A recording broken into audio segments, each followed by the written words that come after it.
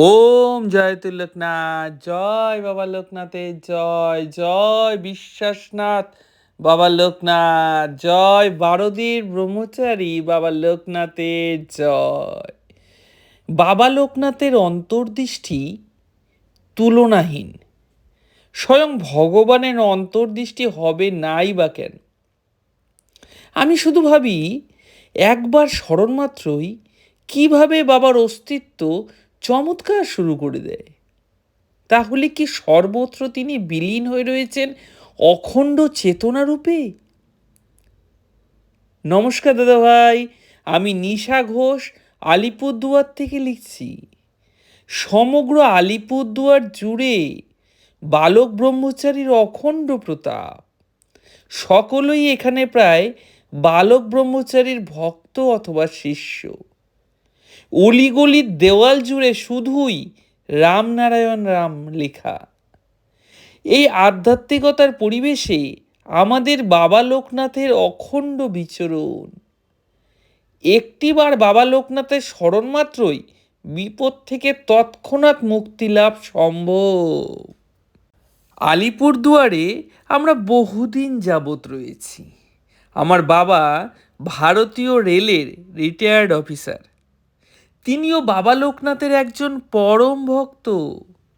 বাবার মুখে শুনেছি বাবা লোকনাথের কৃপায় একবার তিনি চলন্ত ট্রেন থেকে পড়ে গিয়েও সম্পূর্ণ সুস্থ ও স্বাভাবিক ছিলেন।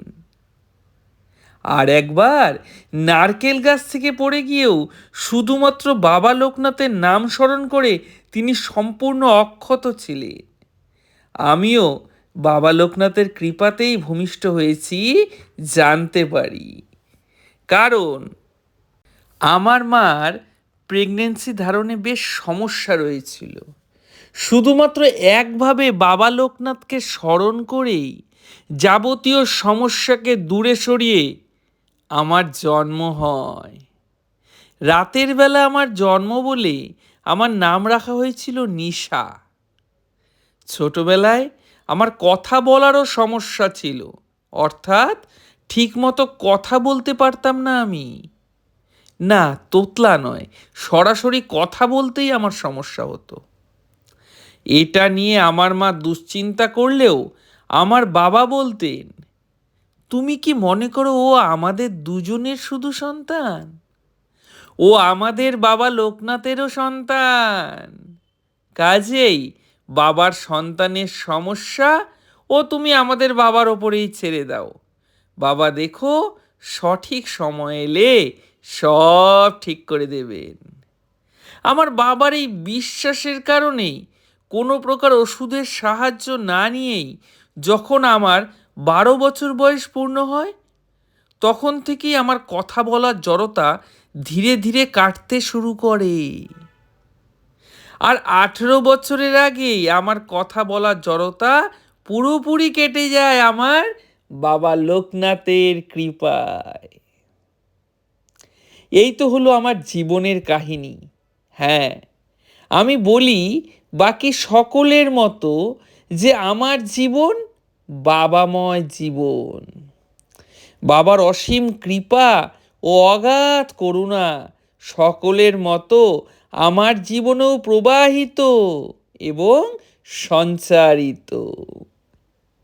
তবে তার সাথে এটাও যোগ করব যে বাবা লোকনাথের করুণা পেতে হলে কিংবা আশীর্বাদ পেতে হলে অথবা চমৎকার দেখতে হলে বাবার প্রতি ঐকান্তিক বিশ্বাস থাকাও একান্ত প্রয়োজন। বিশ্বাস পাকা না হলে বাবার করুণা পাওয়া কোনো মতেই সম্ভবপর নয়। কারণ বিশ্বাসী বাবার কৃপাকে জীবনে বয়ে আনে। কাজেই আমি বলি, বিশ্বাস দৃঢ় হলেই বাবার কৃপা প্রাপ্তি সম্ভব, বাবার করুণা প্রাপ্তি সম্ভব, অথবা বাবার চমৎকার নিজের জীবনে ডেকে আনা সম্ভব। না হলে কিন্তু কোনো মতে সম্ভবপর নয়। কারণ বাবা লোকনাথ আমাদের তো স্বয়ং ভগবান।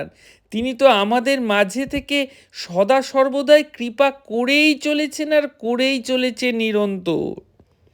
কিন্তু তোমায় সেটা আগে বিশ্বাস করতে হবে। পরম বিশ্বাসী বাবা লোকনাথের কৃপা পাওয়ার প্রথম এবং প্রধান শর্ত।